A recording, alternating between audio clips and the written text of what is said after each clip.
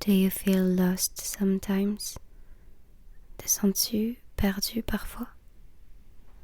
M'a demandé une amie l'autre jour, après un moment d'introspection, méditation au bord de l'océan. Je la regarde dans les yeux, le sourire aux lèvres. Elle lui répond: All the time, tout le temps. Et j'explose dans un fou rire. Je me perds très souvent. On se perd, on se trouve, on se trouve, on se perd. On tourne en rond, continuellement. À toi d'élargir le rond, à toi de changer la forme, mais ne t'arrête jamais. Continue toujours d'avancer, quoi qu'il arrive. Ne t'arrête jamais. Parce que la vie n'est que changement, et on change avec elle.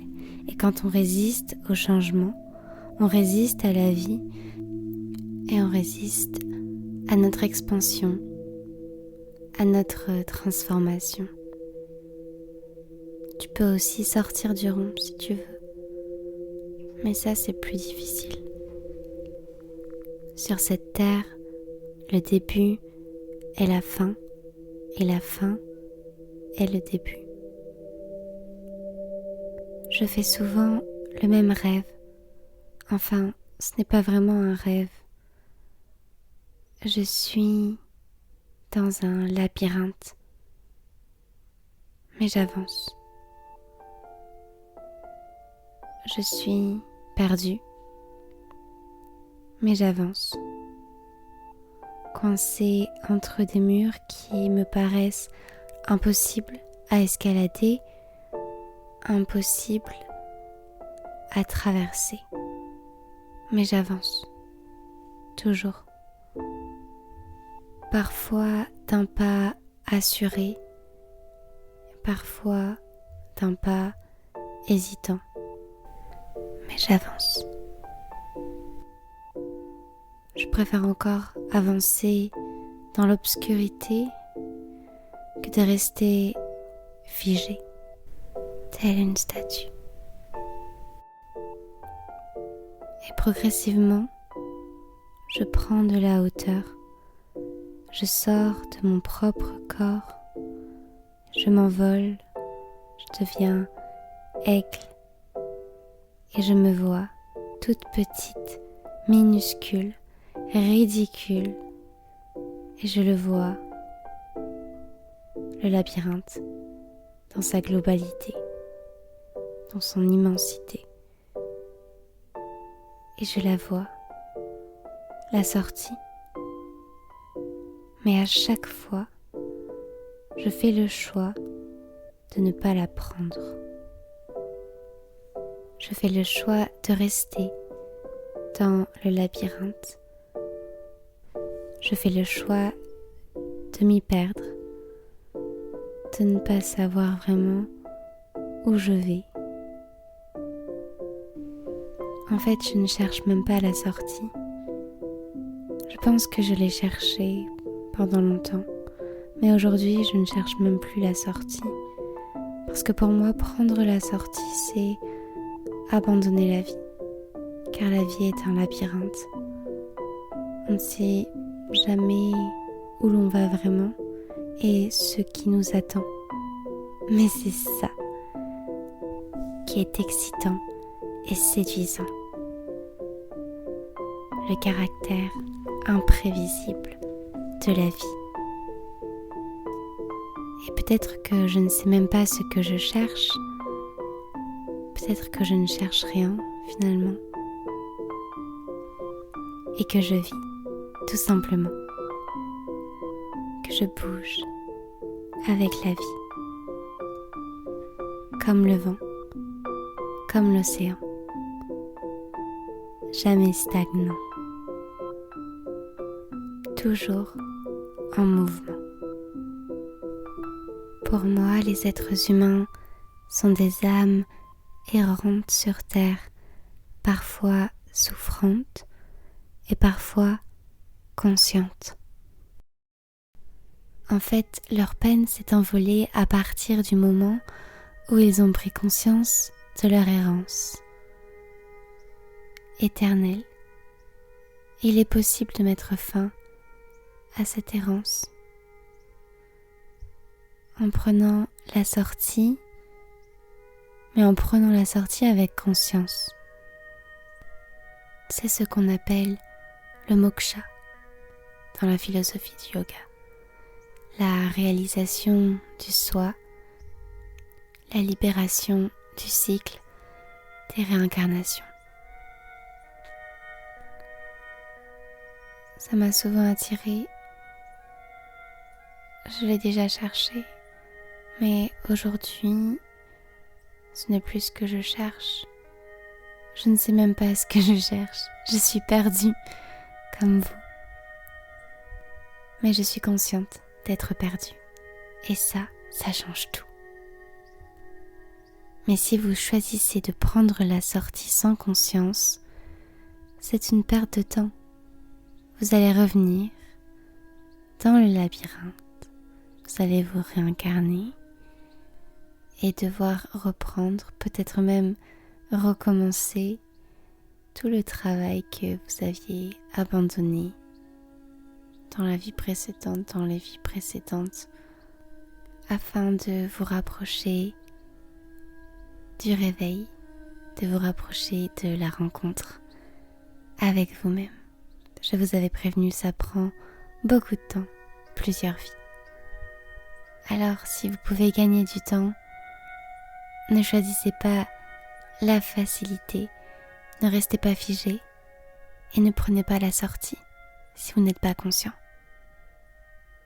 Restez dans le labyrinthe et continuez d'avancer encore et encore à vous perdre, à vous trouver, à vous reperdre, à vous retrouver. Et peut-être qu'un jour, l'idée d'abandonner cette vie, de vous détacher complètement de cette vie, sera votre objectif, sera votre but ultime. Pas parce que vous êtes lâche, pas parce que vous avez peur, mais parce que ça sera l'heure pour vous de mettre fin à ce voyage sur Terre. On m'a déjà dit que j'étais prête, mais en réalité je ne me sens pas prête. Et je commence tout juste à aimer la vie sur Terre, à aimer les autres humains, à vouloir échanger avec eux, à vouloir grandir avec eux, à vouloir apporter ma contribution sur cette terre. Je pense que mon travail sur cette terre est loin d'être fini, alors je choisis de rester dans le labyrinthe de la vie, dans le monde de l'inconnu. Imaginez vous réveiller chaque matin en connaissant d'avance exactement le déroulé de votre journée, les expériences que vous allez vivre, les personnes que vous allez rencontrer, les émotions que vous allez ressentir, la nourriture que vous allez goûter. Imaginez cela. Quel ennui! Alors oui, on peut avoir des plans, des projets, des routines, des habitudes. Mais il y a toujours des surprises qui arrivent, bonnes ou mauvaises. Ça dépend de vous. Ça dépend de votre perspective. Sachez qu'absolument tout ce qui vous arrive est en votre faveur. L'univers travaille pour vous, avec vous et jamais contre vous. Il participe à votre expansion. Alors quand quelque chose de moche, quelque chose que vous considérez comme moche vous arrive, au lieu de jouer la victime, prenez de la hauteur, envolez-vous, observez-vous. En quoi cette situation me fait grandir et quelles sont les leçons que je peux en tirer. On oublie trop souvent que c'est en faisant des erreurs qu'on apprend. L'erreur est humaine. Il est donc tout simplement naturel de commettre des erreurs. C'est dans notre nature même. Celui qui ne se trompe jamais n'existe pas. Celui qui pense ne jamais se tromper est un menteur. C'est un menteur. La perfection n'existe pas. Seul Dieu est parfait. Et il a créé des êtres imparfaits. Et il les a envoyés sur une terre d'accueil afin qu'ils commettent des erreurs pour qu'ils puissent grandir et pour qu'ils puissent éventuellement un jour le rejoindre. Et tant qu'ils continueront à répéter ces erreurs sans jamais comprendre, sans jamais réaliser qu'en fait ce sont les leçons, que la vie entière est une école, eh bien ils seront condamnés à revenir. Alors je pense qu'il faut commencer par arrêter de blâmer les autres, de blâmer la vie, de blâmer l'univers, de blâmer le Seigneur, de blâmer l'extérieur pour tout ce qui nous arrive. Surtout quand ce sont des choses qu'on perçoit comme mauvaises. Tout ce qu'il t'arrive, tu l'attires de manière consciente ou inconsciente. Mais c'est toi et toi seul qui l'attires. Tout ce que tu ressens, tu en es responsable. Les autres ne sont que des miroirs qui te reflètent parfois ce que tu aimes et parfois ce que tu n'aimes pas. Alors, quand tu n'aimes pas ce que tu vois, tu veux tout simplement arrêter de regarder dans le miroir, arrêter de te regarder dans le miroir. Ce n'est pas le miroir que tu n'aimes pas, c'est ton reflet dans le miroir que tu n'aimes pas. C'est toi que tu n'aimes pas. Alors oui, le plus facile à faire, c'est de d'accuser l'autre sans se remettre en question. Mais rappelle-toi, la perfection n'existe pas. Tu n'es pas parfait, tu n'as pas à être parfait. Pendant longtemps, j'ai voulu coller cette étiquette sur tous les rôles que je pouvais avoir. La petite fille parfaite, l'élève parfaite, la sœur parfaite, la copine parfaite, la parfaite petite amie, la danseuse parfaite, etc., etc. Tout ça pour être accepté, pour être aimé. Aimé des autres et jamais aimé de moi. Alors si je me trompais, si le masque de la perfection se fissurait, c'était la déception, la frustration, la colère, la tristesse, l'humiliation, l'échec. J'étais trop dure envers moi-même, peut-être parce que je n'ai jamais reçu d'autorité. J'ai grandi sans père, alors j'ai fini par devenir ma propre figure d'autorité, un rôle de plus. Mais aujourd'hui, je ne me cache plus derrière les masques. J'ai laissé apparaître mon vrai visage. Avant, je voulais devenir un robot. Aujourd'hui, je suis un être humain.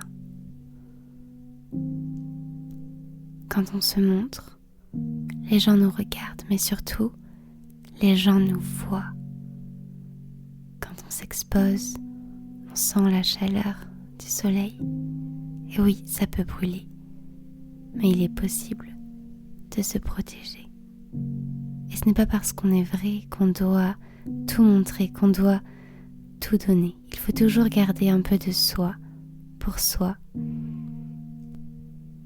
Un de mes professeurs de yoga illustrait parfaitement ce propos avec le chocolat. Il disait: imagine que tu veuilles donner du chocolat à quelqu'un, mais que tu n'en as pas. Comment est-ce que tu fais? Tu ne peux pas donner ce que tu n'as pas. Je fais souvent ce rêve où je me perds au milieu d'un labyrinthe. Mais ce n'est pas un rêve. Aujourd'hui, j'ai compris que c'est la vie. Alors n'aie pas peur de te perdre. Prends de la hauteur et observe-toi te perdre. Peu importe où tu vas, juste va.